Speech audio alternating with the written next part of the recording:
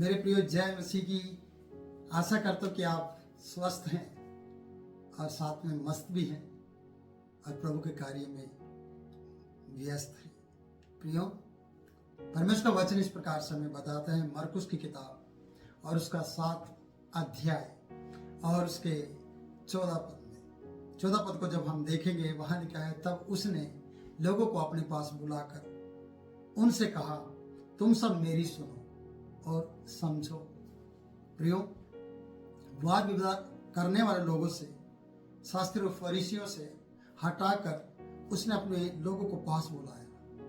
पास आओ, मेरी सुनो और उसे समझो। आज आपको सुनना है और उसे समझना भी है। और ये वचन इस प्रकार से बताता है कि प्रभु को चिंता थी कि अगर आप हाथ धोने में, नहाने में, कपड़े बदलने में ही समय बिताते रहे तो आपका समय वेस्ट हो जाएगा और आप नहाना धोना और कपड़ा बदलना, बाल बनाना और ये सब चीज़ों को ही अपना धर्म का काम समझने लगे हैं या पवित्रता का काम समझने लगे, तो ये सच्चाई नहीं है। आप अपने आप को पवित्र नहीं कर सकते। पवित्र करने वाली क्या चीज़ें हैं, अशुद्ध करने वाली क्या चीज़ें हैं, यीशु मसीह इनको बताने के लिए इन्हें पास बुला कर कहता है, मेरी सुनो और समझो। आपसे भी कहना चाहता हूं प्रियो, आप इस वीडियो को अंत तक देखिए। आइए हम 15वें पद के अंदर जाते हैं। उसमें लिखा है, ऐसी कोई वस्तु नहीं जो मनुष्यों में से बाहर आकर या मनुष्यों में समाकर उसे अशुद्ध करे। ऐसी कोई भी वस्तु या अशुद्ध वस्तु नहीं है जो मनुष्यों में समाकर उसे अशुद्ध कर दे। सोचेगा, बाहर की कोई भी ऐसी वस्तु आपको अशुद्ध नहीं कर सकती। यीशु मसीह ने इस बात को जाहिर कर दिया है, ये इस बात को स्पष्ट कर दिया है। किसके लिए? आपके लिए, हम सब के लिए। क्योंकि कोई भी वस्तु ऐसा बताता है, फिर से मैं पढ़ता हूं, ऐसी कोई वस्तु नहीं जो मनुष्यों में बाहर से आकर या फिर समाकर उसे अशुद्ध करे, परंतु जो वस्तुएं मनुष्य के भीतर से निकलती हैं, मनुष्य के भीतर से निकलती है, वे ही उसे अशुद्ध करती है। सोचिए प्रियो, मनुष्य के मन से निकलने वाली वस्तुएं ही उसे अशुद्ध करती है। प्रभु यीशु मसीह ने ये बात उन लोगों को भी कही। शायद जो वाद विवाद करने वाले लोग हैं इस वक्त तो बड़े गुस्से में होंगे, बड़े आकड़ में होंगे और बड़े घूर घूर कर देखने वाली नजरों से उसे देख रहे होंगे, पर उसने अपने लोगों को पास बुलाकर उसे कहा, मेरी सुनो और उन्हें समझो। ऐसी कोई भी चीज नहीं है जो बाहर से आएगी और मनुष्य के अंदर चली जाएगी और उसमें समा जाएगी और उसे अशुद्ध कर देगी। ऐसी कोई भी चीज नहीं है। आगे लिखा है कि जो अशुद्ध करने वाली बातें वो मनुष्य के अंदर से निकलती हैं। अंदर से वो कहां से निकलती है? मुंह से निकलती है, आंखों से निकलती है, कानों से भी निकलती है। मैं ऐसा कहना चाहूंगा, कारण अगर आंखों से आपकी कोई चीज आप देखते हैं और उसके प्रति आपके विचार बदल जाते हैं तो आपके अंदर से निकली है वो। आपने कोई बाहर कान में से कुछ सुन लिया तो आप सोचेगा, कान में कान मिलाकर सुना तो वो भी आपने अंदर रख लिया है। सुनी चीज को अंदर रखा है तो वो बुराई के रूप में मुंह से निकला है, तो अंदर से निकला है। प्रियो, मैं कहना चाहता हूं, सोचिए, वचन बता रहे कि बाहर से आकर समाकर अशुद्ध करे, ऐसी कोई वस्तु नहीं है, परंतु जो वस्तु मनुष्य के भीतर से निकलती है वे ही उसे अशुद्ध करती हैं। प्रभु ये कह रहा है कि मनुष्य के मन से निकलने वाले बातें उसे अशुद्ध कर देती है। यदि किसी के सुनने के कान हो तो सुन ले कि वचन क्या कहता है। बड़े डंकी की चोट पर प्रभु यीशु मसीह ने सब लोगों से कहा, पहले पास आ जाओ और समझो, सुनो, मेरी सुनो, ऐसा लिखा है। आप भी इस वचन के वीडियो के माध्यम से सुनो और वचन को भी पढ़ो और मानो प्रियो कि आपके अंदर से उठने वाली बातें ही हैं जो अशुद्ध करती है। जब वो भीड़, वचन 17 में लिखा है, जब वह भीड़ के पास से घर में गया तो उसके चेलों ने इस दृष्टांत के विषय में उससे पूछा। क्या पूछ लिया? कौन सी बात है, क्या है? अब सोचिएगा प्रियो कि चेले लोग अभी तक भी समझ नहीं पाए थे। पिछले वीडियो मैंने समझाया कि उन्हें तो स्वर्गीय राज्यों की भेदों की समझ दी गई है, फिर भी वो समझते नहीं है। क्या प्रभु किस बात के लिए बात कर रहा है कि आपको कौन सी बातें अशुद्ध करती हैं? अगर हम पढ़ते हैं, उसने उनसे कहा, क्या तुम ऐसे ना समझो? फिर से उल्हाना दिया यीशु मसीह ने अपने शिष्यों को, अपने मानने वालों को। अगर आप वचन सुन रहे हैं और आप इसको मान नहीं रहे हैं तो आपके ऊपर भी उलाहना है यीशु मसीह का। यह लानत कह सकता हूं इस बात की, आपको ये बुरा लगेगा सब, और आप इस पर वाद विवाद भी कर सकते हैं, और मैं कहना चाहता हूं कि आप सुनने वाले ही बन गए, बस करने वाले नहीं बने। जैसे फरीसी बोलने वाले थे, करते नहीं थे, और वाद विवाद करने में माहिर थे, और अपने ही परंपराओं को धर्मोपदेश करके सिखाते थे। वचन ये बता रहा है। तो मैं आपको ये कहना चाहता हूं कि क्या तुम अभी तक ऐसे ना समझो? क्या तुम नहीं समझते कि जो वस्तुएं बाहर से मनुष्य के भीतर जाती हैं उसे वह अशुद्ध नहीं कर सकती? बाहर से खाने के रूप में वो उसे अशुद्ध नहीं कर सकते, क्योंकि हाथ धोने के ऊपर बातचीत थी कि रोटी को कैसे खाया जाए। बाहर से आने वाली जो हम खाते हैं वही रोटी की बात हो रही थी, जो अशुद्ध कि ये अशुद्ध हो जाते बिना हाथ धोए। तो उन्हें यह कह रहा है कि जो बाहर से आती है वस्तु जिसको आप खाते हैं वो आपको अशुद्ध नहीं करती, बल्कि आपको ताकत देती है।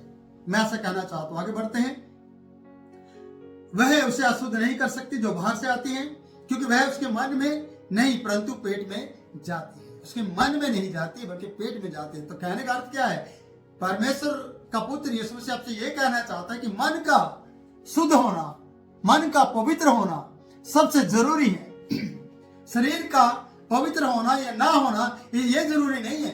जरूरी ये है कि आपका मन, क्योंकि बाहर से जाने वाली चीजें वो आपके पेट में जाती हैं, मन में नहीं।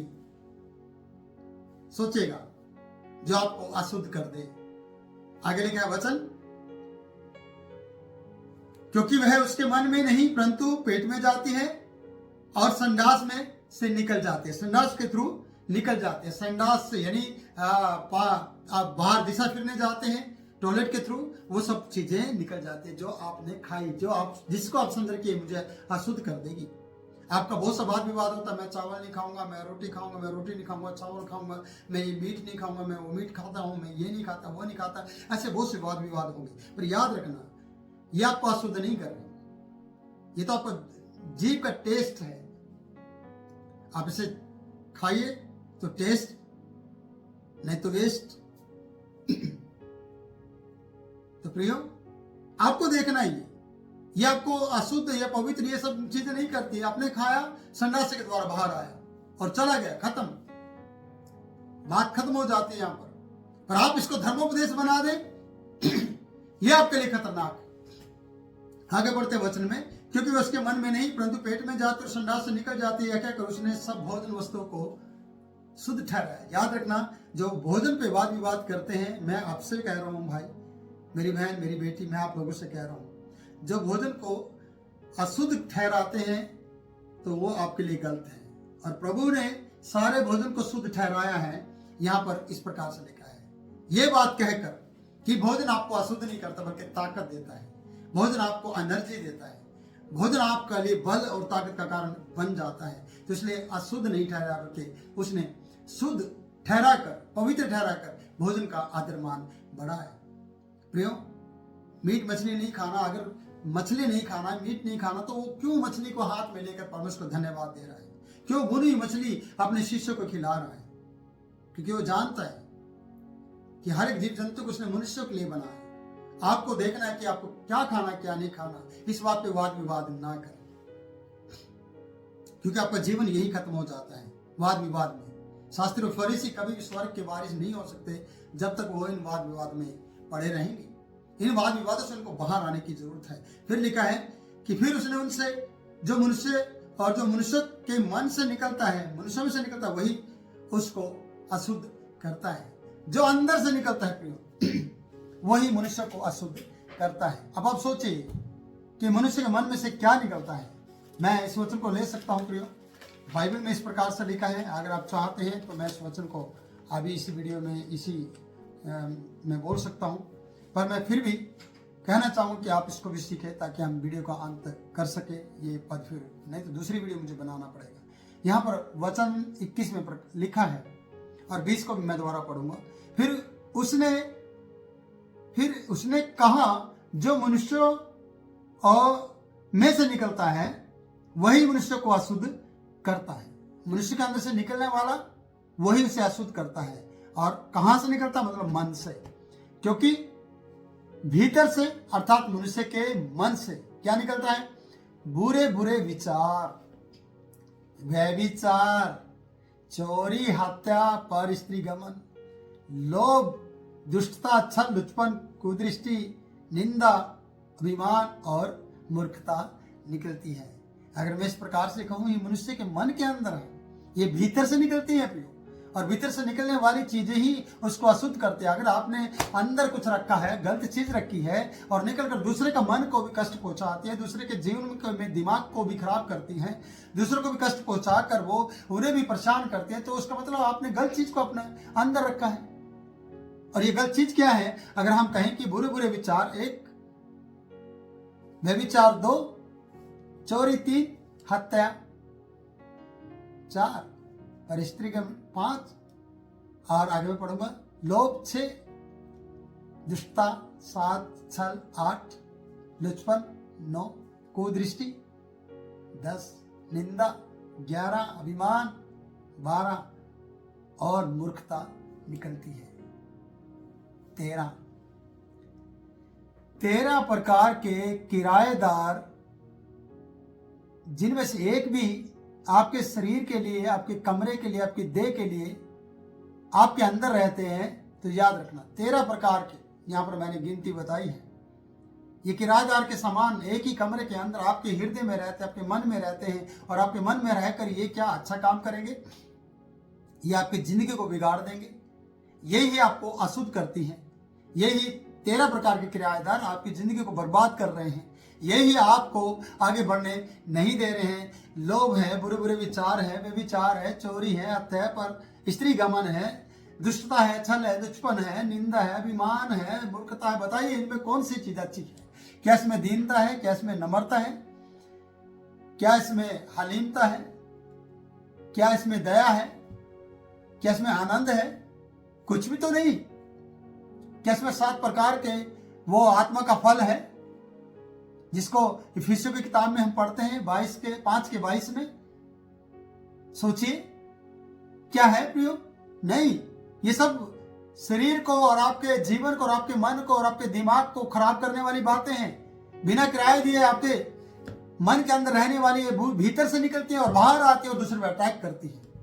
ये मैं कहता हूं कि गन के गोली के समान है, ये एक बारूद के समान है जो दूसरे पर गिराते हैं और वो भस्म उसको खत्म करने की या नष्ट करने की बात करता है।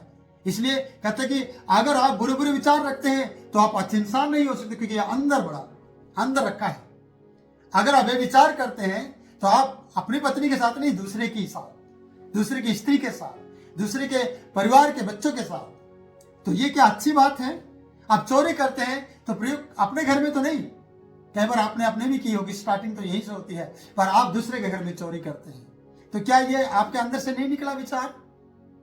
और क्या चोरी करने की आदत आपने अपने अंदर से नहीं डाली?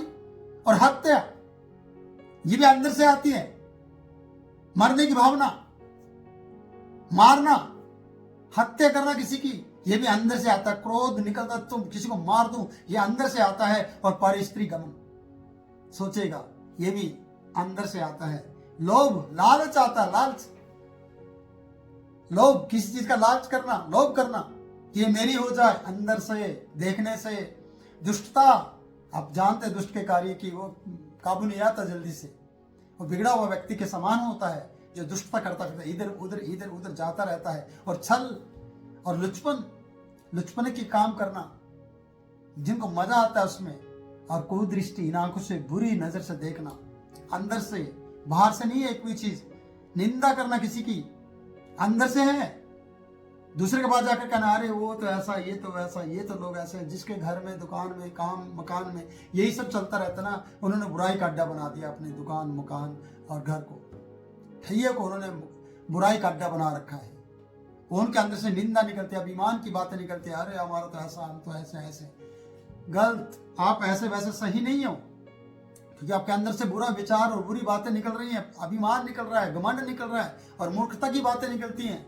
ये तो आपके घर को बर्बाद करने जा रहे हैं। आप पवित्र नहीं हो सकते, अंदर से निकलने वाली चीजें पवित्र नहीं करती जिनको आपने रख लिया है। आप जहर को संभाल के रखोगे, जहर बाद में क्या सोना चांदी बन जाएगा। आप पॉइजन को अपने 7 तालों में रखोगे, बाद में क्या करेगा वो? अगर आप उसे पी जाएंगे, क्या वो हानि बन गया है, शहद बन गया? आपको पीने के बाद आप बस खलास।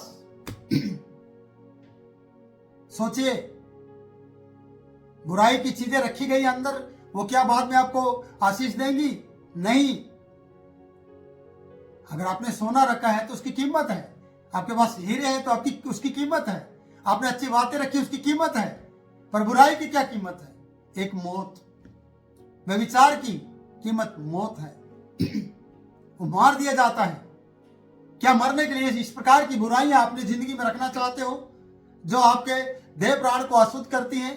पर आप खाने की बातों पर वाद विवाद करके, हाथ ना धोना, इन बातों में अपना समय बिता रहे हैं, तो ये आपके लिए खतरनाक है, पर आपके लिए आशीष का कारण बन सकती है अगर आपके मन में बुरे विचार ना हो। ये 13 प्रकार के किराएदार जो बिना किराए दिए आपके मन के अंदर रहते हैं, इनसे आप छुटकारा पा जाओ तो मैं सच कहता हूं कि आपकी जिंदगी बदल जाएगी और आप सच्चे जीवित परमेश्वर के पीछे चलने लगोगे और आप छोटी सी प्रार्थना करने पर एक बड़ी आशीष पा जाओगे। इनसे छुटकारा पाने की आपको जरूरत है। हाथ धोने की ज्यादा जरूरत नहीं है, नहाने धोने पर ज्यादा समय खर्च करने की जरूरत नहीं है। समय खर्च कीजिए इन किराएदारों को अपने घर से निकालने के लिए, अपने मन से निकालने के लिए, अपने देह प्राण से निकालने के लिए कि ये किराएदार जो किराया नहीं दे रहे हैं इनको गेट आउट करो और अपने देह से निकाल दो और अपने मन से निकाल दो। नहीं तो ये पड़े रहेंगे और आपका घर सड़ जाएगा, आप सड़ जाएंगे और एक दिन बुराई के साथ आप चले जाओगे। बुराई आपका पीछा करती है, बुराई आपके अंदर रहती है, बुराई आपको घुमाती है, बुराई आपको दौड़ाती है। इस तरीके की ये सारी बातें, एक में भी आशीष की बात मुझे नजर नहीं आती। क्या लोग में कुछ नजर आता है? लालच अपने लिए आता है लोग, लेकिन वो आपको आगे नहीं बढ़ाता। प्रियो, मैं कहानी बताना चाहता हूं। कल मैं कहानी देख रहा था और उस कहानी को मैंने सुना कि एक बहुत बड़ी कंपनी थी और एक बहुत बड़ी कंपनी के अंदर एक वहां काम करने वाला व्यक्ति था और उसको बहुत से काम देते थे। बाहर कुछ चेक जमा करने जाना, कुछ पैसे निकालने जाना, या फिर किसी से पेमेंट लेने जाना या कुछ करना, तो उसको कुछ सामान लेने जाना, खाना लेने जाना, बहुत से काम उसको सौंपे जाते थे। किसी से पैसा लेकर आना, और वो सब उल्टे काम करने लगा। उसमें से थोड़ा थोड़ा करके वो टांके लगाने लगा, वो चोरियां करने लगा। और जब वो चोरियां करने लगा, कुछ समय के बाद वो पकड़ा गया। और जब पकड़ा गया, प्रियो, उसको अपनी जॉब से हाथ धोना पड़ा। वो जॉब को उसको छोड़ना पड़ा क्योंकि उसको कंपनी वालों ने निकाल दिया था। जब कंपनी लाखों करोड़ों के टर्नओवर में चली गई, जब उनका बिजनेस बढ़ गया, जो जितने शेयर होल्डर थे, वर्कर, स्टाफ, उन सबको करोड़ों रुपया हिस्से में आया। और ये इस व्यक्ति को जो चोरी करता, छोटी छोटी बातों में चुराता था, उसे पता चला। वो माथे पर हाथ रखकर रो रहा था कि मैंने ये क्या किया। ये लोभ था, थोड़ा थोड़ा लालच, थोड़ा थोड़ा करके बटोरने वाली बात थी। यहाँ से वहां से बचा लो रोज की जेब खर्चा बनाने के लिए। इससे जिंदगी नहीं चलती। पर जिन्होंने ईमानदारी से वहां पर कंपनी के साथ काम किया था, जब उनके शेयर होल्डर बढ़ गए, करोड़ों में चले गए, तो प्रियो, जिनको मिला था, जो वहां के वर्कर थे, काम कर रहे थे, जिन्होंने इसको खरीद भी लिया था, बाहर के लोग भी, वो भी उनके साथ सहभागी हो गए और वो लोग भी अमीर बन गए। और ये इस तरीके की किराएदारों को अपने अंदर बिठाने वाला व्यक्ति कभी भी अमीर नहीं बन सकता। तो पछता रहा था। आप भी कई बार पछताएंगे जब आप छोटी छोटी बातों के लिए लालच करते रहेंगे, लोभ करते रहेंगे और इस तरीके के किराएदारों को, इस तरीके की बुराइयों को अपने मन के अंदर बिठाए रखोगे, तो याद रखना, कभी भी आप उन आशीषों को नहीं देख पाओगे। हाँ, सुनोगे जरूर, देखोगे जरूर, अपनी जिंदगी में नहीं, दूसरे की जिंदगी में, और आप बाद में पछताओगे। इसलिए बड़ी दुख की बात है कि आप इस तरीके की बातें करके, अपने मन में ये सब बातें रख के, और सोचते हैं कि हम हाथ धो लें, कपड़े पहन लें, हम एक गीत गा लें, हम वचन पढ़ के थोड़ा सा ये दिखा लें, हम उस चर्च में जाने लग जाएं, हम उस पास्टर को मानने लग जाएं, हम ऐसा करने लग जाएं और हम पवित्र हो गए। ना, कभी भी पवित्र नहीं होंगे। पवित्र अशुद्ध करने वाली चीजें तो आपके मन में भरी हैं। मैंने हमेशा कहता हूं, चर्च बदलने से, पास्टर बदलने से, कपड़े बदलने से, बाल काले करने से, ना नहाने धोने से अशुद्ध और शुद्ध नहीं होते, या नहीं करने से अशुद्ध हो जाएंगे, ऐसा कुछ नहीं है। अशुद्ध करने वाली बातें आपके मन में है। अपने मन को पवित्र कर दीजिए, सब कुछ पवित्र हो जाएगा। आप उस गधे के समान मत रहिए जिसके अकाल के समय में और सूखेपन के समय में हरा चश्मा लगा दिया गधे के कान पर किसी ने, और गधे को हरियाली दिखाई दे रही थी। सब कुछ वही चश्मा, पागलपन का चश्मा, घमंड का चश्मा, व्यभिचार का चश्मा आप लोगों की जिंदगी में चढ़ा हुआ है और उसके कारण से आप सच्चे प्रभु यीशु मसीह की वाणी को समझ नहीं पाते। आपको ये वीडियो बड़ी तीखी और बड़ी गुस्सा दिलाने वाली हो सकती है, पर याद रखिए, गुस्सा मत कीजिए, अपनी जिंदगी को बदलिए और प्रभु के साथ पवित्रता के साथ रहकर आशीष पाइए और प्रभु आपको बहुत आशीष दे। ये 20 मिनट आपकी जिंदगी में आशीष का कारण बना रहे। प्रभु आपको बहुत आशीष दे। फिर मिलूंगा नए वचन के साथ, नई बात के साथ। तब तक के लिए मुझे इजाजत दे। जय यीशु।